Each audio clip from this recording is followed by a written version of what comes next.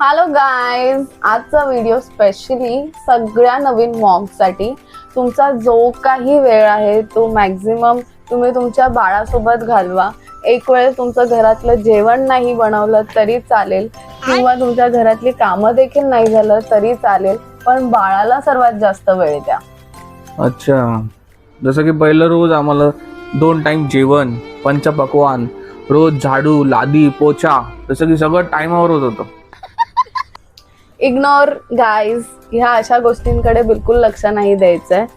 आता आपलं बाळ आणि आपण भलं, सो ह्याच्यामुळे इग्नोर करणं हे तुम्हाला शिकावं लागेल.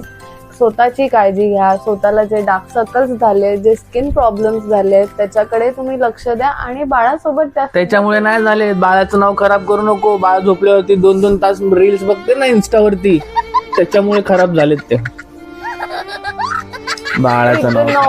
इग्नोर हाच एकमेव पर्याय आहे जो आई झाल्यानंतर करावा लागतो मानसिक शांततेसाठी आणि अशा व्यक्तींचं बोलणं मनावरती न घेण्यासाठी.